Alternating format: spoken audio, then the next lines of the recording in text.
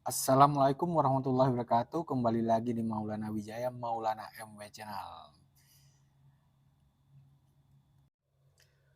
Oke guys, rekan-rekan semua, teman-teman, kali ini kita akan membahas terkait masyarakat Kerinci, apa aja di situ, mengenai kota Kerinci di Jambi ya.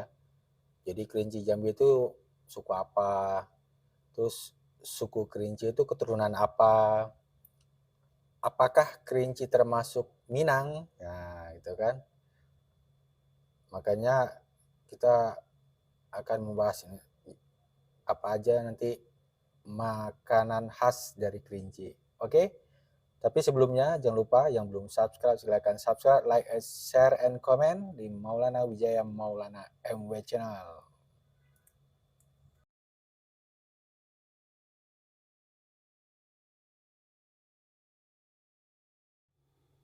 Nah rekan-rekan, langsung aja kita bahas terkait Kabupaten Kerinci ya. Sumbernya dari Wikipedia. Kabupaten Kerinci adalah salah satu kabupaten yang berada di bagian paling barat Provinsi Jambi, Indonesia. Jadi kabupaten ini merupakan daerah wisata di Provinsi Jambi yang dikenal dengan sebutan sekepal tanah dari surga itu. Jadi Kabupaten Kerinci ditetapkan sebagai kabupaten sejak awal berdirinya Provinsi Jambi dengan pusat pemerintahan di Sungai Penuh. Jadi ada Sungai Penuh namanya situ. Jadi pada tahun 2011 pusat pemerintahan berpindah ke Kecamatan Siula. Ini nama Kerinci berasal dari bahasa Tamil yaitu Kurinji. Ini dia nih ya. Yang merupakan nama bunga yang tumbuh di daerah pegunungan India Selatan. Jadi secara geografi itu jadi sebelah utaranya tuh Kerinci itu berada eh, di ujung barat Provinsi Jambi ya dengan batas wilayah sebelah utara itu di Kabupaten Solok Selatan Provinsi Sumatera Barat, sebelah timur Kabupaten Bungo dan Kabupaten Merangin itu selatan, Kabupaten Mukomuko Provinsi Bengkulu, terus baratnya Kabupaten Pesisir Selatan Provinsi Sumatera Barat. Langsung kita ke sejarah ya. Jadi catatan Cina menyebut ada sebuah negeri bernama Koying yang berdiri pada abad 2 sebelum Masehi. Tuh. Negeri ini terletak di sebuah dataran tinggi dan memiliki gunung berapi. Jadi beberapa ahli berpendapat bahwa Koying identik dengan dataran tinggi Kerinci. Jadi abad 14 Masehi, Kerajaan Dharmasraya mulai menetapkan undang-undang kepada para kepala suku atau luhah di setiap dusun di selunjur bumi Kurinci namanya. Kepala suku tersebut disebut sebagai Depati sebagaimana yang tercantum dalam kitab Undang-Undang Tanjung Tanah. Jadi menurut Uli Kozok, negeri Kurinci atau Kerinci tidak sepenuhnya di bawah kendali Dharmasraya. Jadi para Depati tetap memiliki hak penuh atas kekuasaannya. Jadi penetapan undang-undang disebabkan kerajaan Dharmasraya ingin menguasai perdagangan emas yang saat itu melimpah ruah di bumi Kerinci. Terus di abad 15 Masehi, Kerajaan Jambi mulai memegang kendali atas para dipati di bumi Kerinci. Kerajaan Jambi yang berada di Tanah Pilih atau kota Jambi sekarang ini. Jadi menunjuk Pangeran Temenggung Kebul di Bukit sebagai wakil kerajaan Jambi di wilayah hulu berkedudukan di Muaro, Masumai untuk mengontrol dan mengendalikan para dipati di Kerinci Rendah atau Kabupaten Merangin sekarang ya, dan Kerinci Tinggi atau Kabupaten Kerinci sekarang. Nah, tuh. Jadi para adipati yang dulunya terpisah-pisah dalam sebuah kampung atau kelompok kecil disatukan dalam pemerintahan yang dibuat oleh Kerajaan Jambi. Nah, jadi pemerintah ini disebut dengan pemerintah Adipati IV, berpusat di Sanggaran Agung.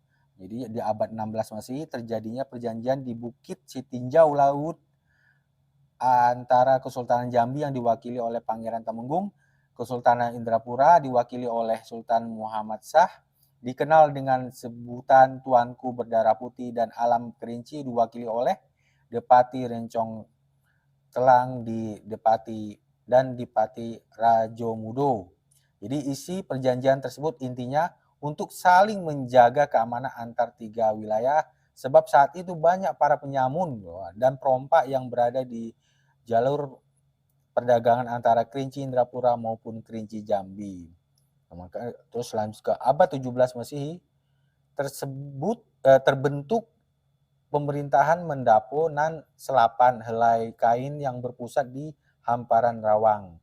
Jadi serta beberapa wilayah otonomi tersendiri seperti Tigoluha, Tanah Sekudung, di Siula ya. Pegawai Jenang, pegawai raja di Sungai Penuh tahun 1901 masih Belanda mulai masuk ke Alam Kerinci melewati Ranah Manjuto di Lempur hingga terjadi peperangan dengan beberapa pasukan Belanda. Jadi pasukan Belanda gagal memasuki Alam Kerinci. Jadi mohon maaf kalau ada salah kata ya dan penyebutan. Jadi di tahun 1903 Masehi Belanda berhasil membujuk Sultan Rusli, Tuanku Regen sekaligus menjabat Sultan Indrapura untuk membawa pasukan Belanda ke Alam Kerinci dengan tujuan agar tidak terjadi perlawanan dari rakyat Kerinci. Hebat juga strateginya Belanda nih ya.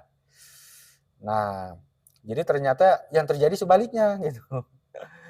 Perlawanan rakyat Kerinci begitu hebatnya hingga terjadi peperangan selama 3 bulan di Pulau Tengah. Jadi peperangan di Pulau Tengah di bawah komando Depati Parbo memakan korban perempuan dan anak-anak yang begitu banyak setelah Belanda membakar habis kampung tersebut. Jadi tahun 1904 Masehi, Kerinci takluk di bawah pemerintahan Belanda setelah kalah perang dan Depati Parbo dibuang ke Ternate. Waduh. Makanya tadi pada masa pemerintahan Hindia Belanda, Kerinci masuk ke dalam Keresidenan Jambi di tahun 1904 sampai 1921, kemudian berganti di bawah Keresidenan Sumatera West Coast ya. Jadi dari mulai 1921 sampai 1942. Jadi pada masa itu Kerinci dijadikan wilayah setingkat Onderafdeling yang dinamakan Onderafdeling Kerinci Indrapura. Jadi setelah kemerdekaan, status administratifnya dijadikan Kabupaten Pesisir Selatan Kerinci. Sedangkan Kerinci sendiri diberi status daerah administratif setingkat kewedanan. Kewedanan Kerinci terbagi menjadi 3 kecamatan, yaitu Kecamatan Kerinci Hulu, terdiri dari Kemendapoan Danau Bento, Kemendapoan Natasari, Kemendapoan Siula. Jadi wilayah adat Tanah Sekudung serta Kemendapoan Semuruk. Jadi yang kedua Kecamatan Kerinci Tengah terdiri dari Kemanduan Depati 7, Kemanduan Kemantan,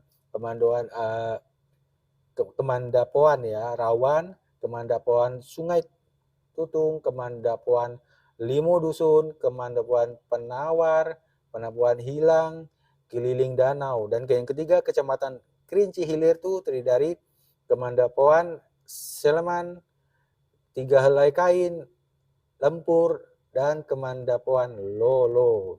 Jadi setelah kemerdekaan, Kerinci dan Pesisir Selatan digabung menjadi satu kewedanan yang kemudian berubah menjadi kabupaten dengan nama Kabupaten Pesisir Selatan dan Kerinci yang masuk dalam daerah Keresidenan Sumatera Barat.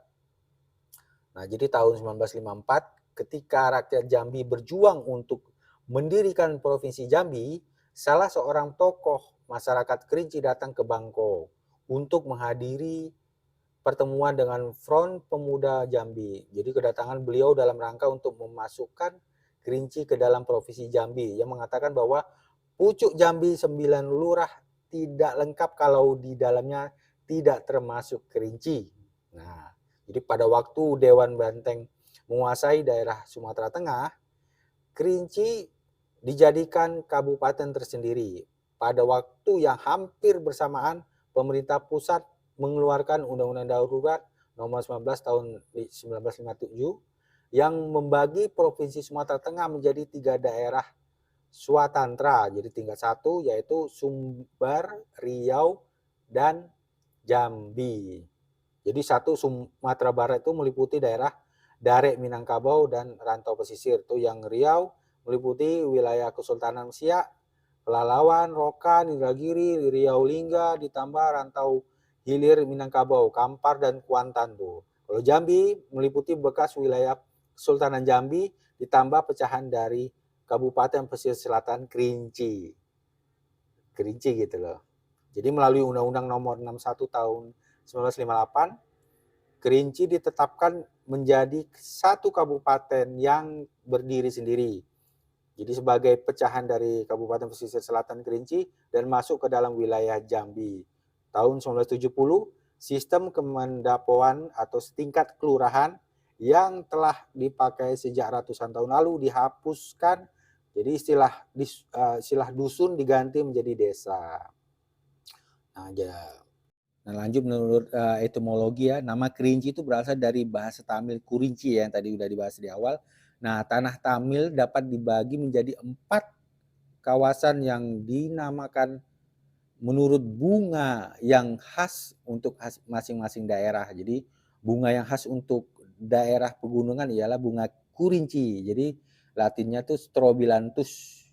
Dengan demikian, Kurinci juga berarti kawasan pegunungan.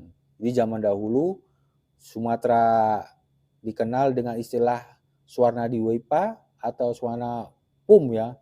Jadi tanah atau pulau emas. Jadi kala itu Kerinci, Lebong, dan Minangkabau menjadi wilayah penghasil emas utama di Indonesia. Walaupun kebanyakan sumber emas terdapat di luar Kabupaten Kerinci di daerah Pangkalan Jambu, Kabupaten Merangin. Jadi di daerah Kerinci banyak ditemukan batuan-batuan megalitik dari zaman perunggu, Bronze Age ya, dan dengan pengaruh Buddha termasuk keramik Tiongkok. Jadi hal ini menunjukkan wilayah ini telah banyak berhubungan dengan dunia luar. Jadi awalnya Kerinci ini adalah nama sebuah gunung dan danau atau tasik ya. Tetapi kemudian wilayah yang berada di sekitarnya disebut dengan nama yang sama. Dengan begitu daerahnya tersebut sebagai Kerinci atau Kinci atau Kince atau Kincai ini ya, itu kan. Dalam bahasa setempat dan penduduknya pun disebut sebagai orang Kerinci. Nah, bicara terkait suku bangsa, wah ini nih di Kerinci ini banyak ya. Jadi banyaknya penduduk Kabupaten Kerinci itu berdasarkan jadi sukunya apa aja. Ada suku Kerinci, Jawa, Minangkabau, Sunda, Batak, Jambi, Melayu, Tionghoa, dan suku lainnya tuh ada di situ ya. Nah, langsung kita terkait membahas masalah budaya. Jadi masyarakat Kerinci itu menganut sistem adat matrilineal tuh yang sesuai dengan judul tema kita ya. Jadi masyarakat Kerinci itu menganut sistem adat matrilineal. Itu tahu nggak maksudnya? Itu dari garis ibu. Kalau patrilineal itu garis bapak ya. Nah, jadi masyarakat Kerinci menganut sistem adat matrilineal. Jadi rumah suku Kerinci disebut larik tuh. Yang terdiri dari beberapa deretan rumah petak yang bersambung-sambung dan dihuni oleh beberapa keluarga yang masih satu keturunan. Jadi suku Kerinci memiliki banyak tarian tradisional seperti tarian Asai, Nai Mahligai, terus Mandi Taman, terus Ngayun, Luci Tarian. Ya, ini merupakan peninggalan dari tradisi animisme. Setelah masuknya Islam, berkembang tarian yang lebih islami seperti tari Ranggu, Sekerebana, dan Iyo-iyo. Jadi suku Kerinci juga memiliki sastra lisan yang tertuang dalam bentuk tale, barendi, mantau, nyaho, kunun, dan keba. Selain itu, suku Kerinci memiliki seni bela diri dan permainan tradisional seperti pencaksilat dan ngadu tanduk. Ngadu tanduk ya. Nah, untuk bahasanya tadi kan, bahasa Kerinci termasuk salah satu anak cabang bahasa Austronesia yang dekat dengan bahasa Minangkabau ya. Jadi ada lebih dari 130 dialek bahasa yang berbeda di tiap-tiap desa di daerah Kerinci. Jadi luar biasa ya kan. Wah, kalau kita bicara masalah agrobisnisnya, oh banyak di situ. Hasil pertanian dan perkebunannya meliputi sayur mayur, ya tomat, cabai, kubis, labu, wortel, sawi, kol, buncis, pacang, panjang, timun. Oh banyak tuh, ada padi, tebu, tanaman hias, kayu-kayuan, ya sengon tuh, kayu jabon ada. Itu perikanan peternakan ya pasti daging telur ayam ya, daging telur ayam ras, ada ayam buras, tuh daging sapi, ikan lele, nila. Oh, untuk industrinya ada dong. Industri di Kabupaten Kerinci banyak bergerak di bidang pengolahan dan perdagangan hasil bumi. Meliputi ya nih industri teh, industri makanan olahan seperti dodol kentang, keripik kentang, aneka camilan dan lain-lain ya. Terus industri minuman olahan, teh kulit kayu manis atau teh kayu manis ya. Terus minuman herbal dari rempahan seperti sari kunyit siri, sari kunyit putih, sari jahe merah, atau sari temulawak, atau sirup kayu manis dan lain. Industri untuk pemotongan dan pengolahan kayu, terus pengolahan daging ayam kampung, wah luar biasa. Nah tempat apa ya? Untuk kita mau jalur ke sana, jalur daratnya mau kemana gitu. Jadi ada terminal namanya Terminal Semurup. Jadi salah satu terminal bayangan, ada 2 lagi terminal namun masih tetap pembangunan ya. Mungkin kalau sekarang apakah udah selesai atau belum ya. Makanya kita coba cek ya travel ke sana. Di situ ada Kerinci Wisata Express, Safa Marwa, Ayu Transport, Kerinci Utama tuh mau ke sana. Jadi kalau mau lewat udara ada bandar udara Depati Parbo yang terletak di Sitinjau Laut. Saat ini melayani jurusan penerbangan Kerinci Muara Bungo Jambi. Jadi pakai Wings Air gitu ya.